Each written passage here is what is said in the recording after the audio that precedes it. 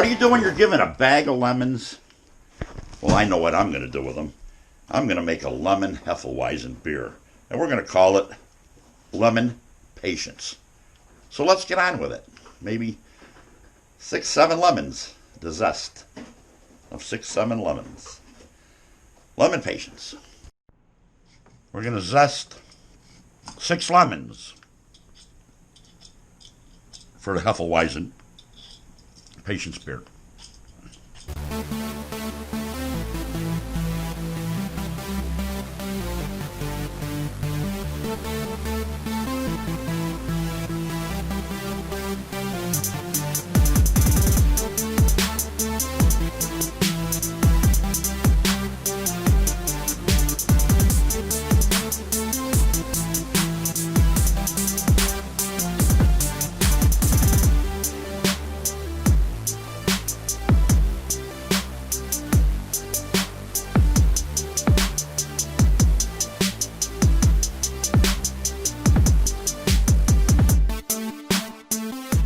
Six to 7 lemons for a total of 4 ounces.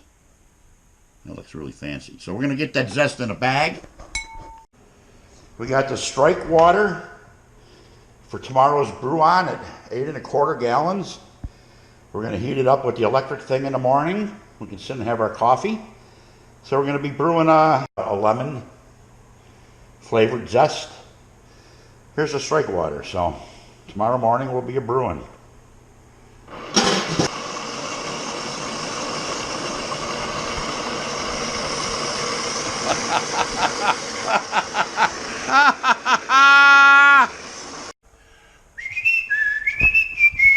Batch number 94, Lemon Patience, a Hefeweizen beer. We're ready to dough in. Why wouldn't I? Let's get her going. 6 pounds of wheat. No, do not stir until it becomes a problem. Just a little on top. You can move the spoon back. Nothing on the bottom. Oh, we got a lot of wheat in here. 6 pounds of wheat on a Hefeweizen. We don't want to get a stuck mash tun here.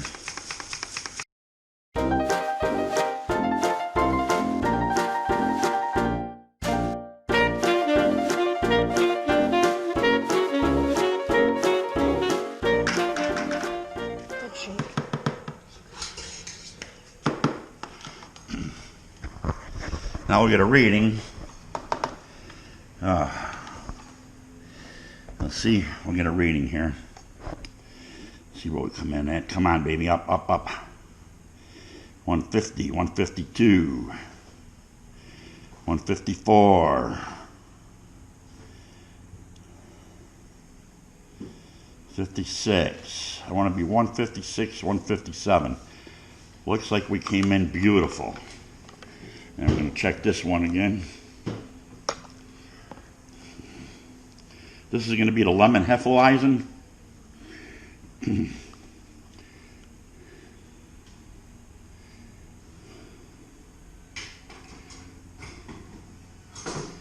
$152, $154.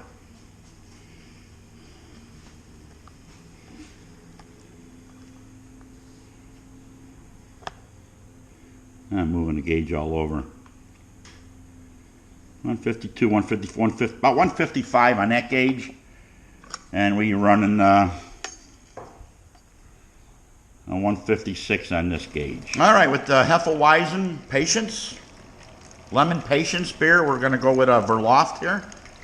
It's nothing more to settle the grain bed and clarify the wort. But although she's coming out crystal clear to me, we hope we don't get a stuck mash with the 6 pounds of wheat we got running in the system.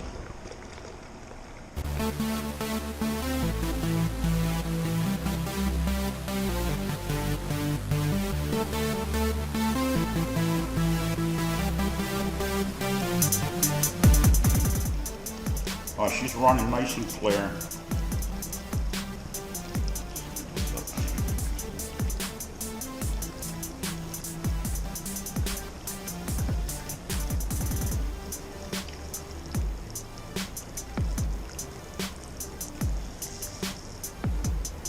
she's clear, so we're gonna go right to the boil kettle. No horsing around here today.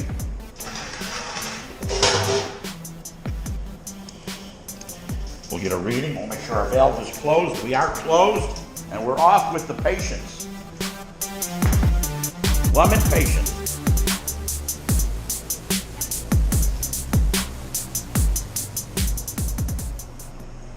We're waiting for that hot break, folks. It's right there on our Hefeweizen brew called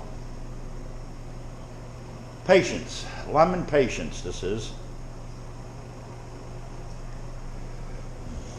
How you doing on the lemon Hefeweizen we're making here? Here's 4 ounces of lemon zest. Oh, I love the smell of that. 4 ounces of lemon zest is going in. It was equal to almost 7 lemons.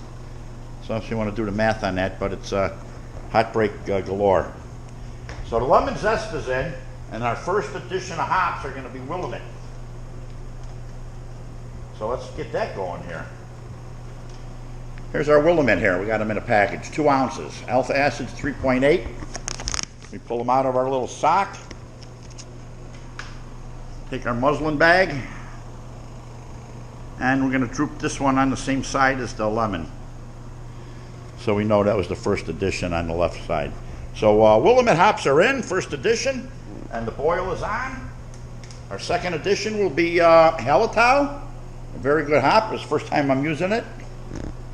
So on with the boil. Hot break just happened. And the lemon, Hefeweizen. Batch 94. We're down to our last 15 minutes on the Hefeweizen, which is a lemon wheat Hefeweizen. We're putting in Hallertau hops. 2 ounces of Hallertau for the last 15 minutes. They're in. Get over there. The camera steamed up. And a cap full of Irish moss to help clarify the beer. That's in. And 15 minutes to go. No yeast energizer this time. We're going to get a reading on it shortly after boil reading. It is flame out on the lemon Hefeweizen. We'll come over, we'll get our work chiller in here. It's hard to do with the one person there, but we're going to... We'll let the camera come around this way. And we're going to turn the work chiller on a little. Oh, it's steady, so I speed it up later. Maybe just set it down.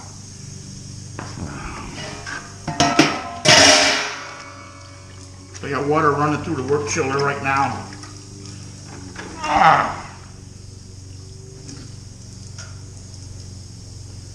Let that drip a minute.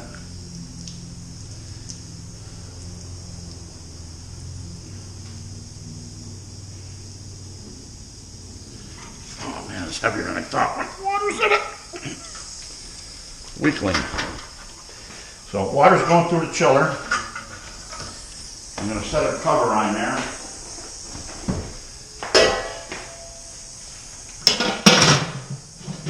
And we're chilling. All right, we're going to transfer the lemon Hefeweizen. Turn the work chiller off here in a minute. Oh, I like the color.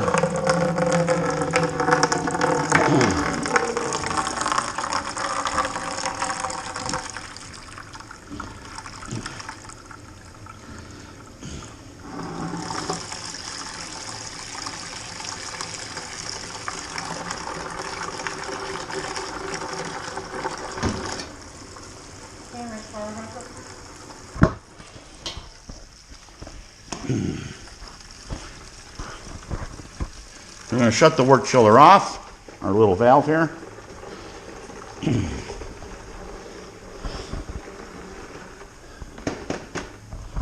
And we're going to let her go into the kettle slowly or fastly. Let it aerate if I don't spill it all over.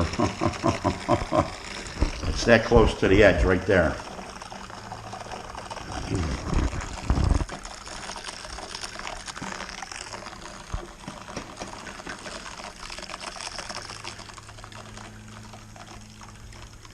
A little boring here to show that. But this is our Munich yeast we're going to be using. I got to watch I don't start spilling off the edge here any second.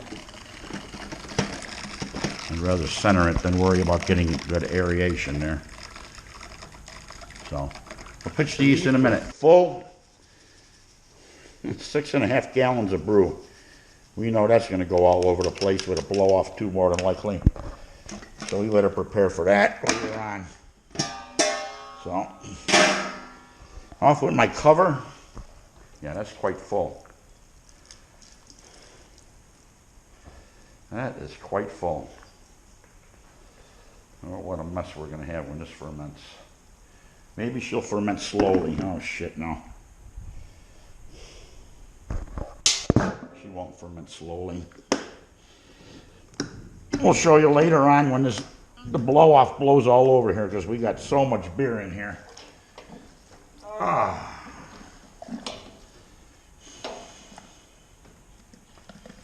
That's just the way it goes. Thank goodness I get to edit all this out of here.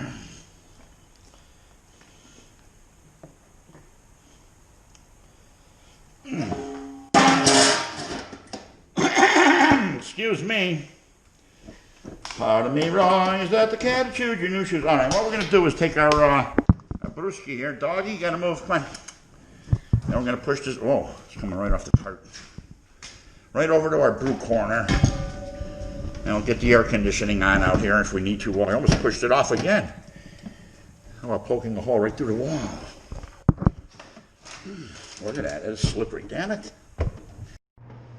It's a hot day, and got the air conditioner on out here in the brew shop, and she's hotter than a pistol outside, and the air is barely keeping up with it in here. So we're going to take the lemon Hefeweizen that we made here 3 weeks ago, 2-3 weeks ago. I forget the date. Actually, it was on the 1st or the 30th of last month we made this one. So she's, I believe today's the 20th, 19th. Juneteenth, I believe they call it. So we're going to keg this one and get it in the kegerator and let it chill down and maybe have it by the end of the week. Why wouldn't I? We just wrestled a lemon Hefeweizen in on the left, and we still got muddy paws on the right. So we'll let that chill down, and we'll be doing a sample on that shortly. I try to do this with a chuggability like B-Rad does. Never been able to do it. Let's see how far I can go with this. He invented a chuggability test, and Casey Patch and all those guys with him. So I got to practice up in case I run against them there, B-Rad. Here we go.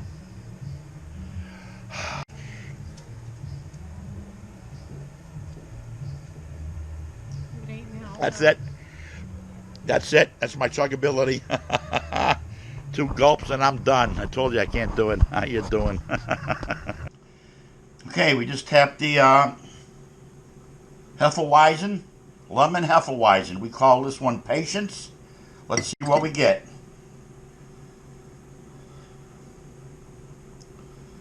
Lemon Hefeweizen in the keg here for 5 days. Not much of a head.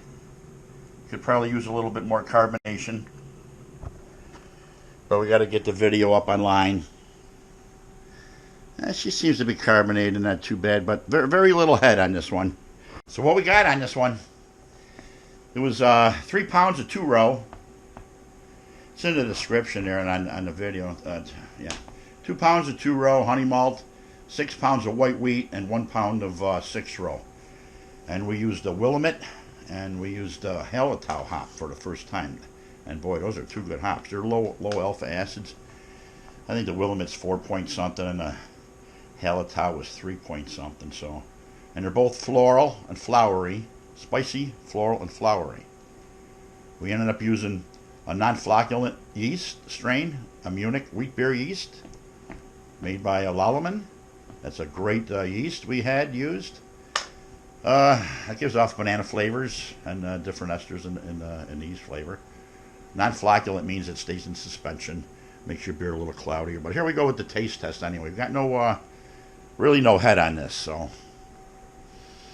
Oh, smell. Lemon a lemon Hefeweizen. I'm going to demand a better head on that. We're going to crank up the carbonation to get that done better. So, off to it. Here we go. What more can I say about this?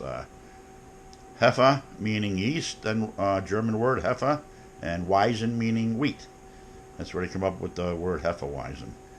So let's get a taste of this and see what she tastes like after, what did I say, 4 days in under carbonation.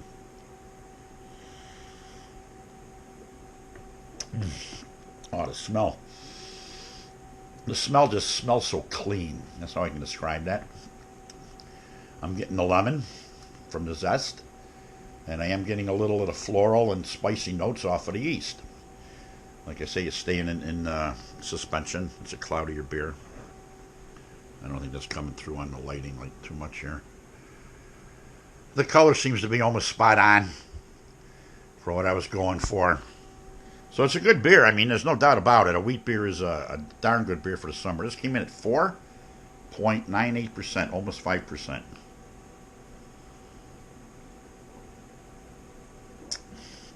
Darn good tasting. Darn good tasting. I don't know what more I can say about it, but until next time, Proust. What else could I say?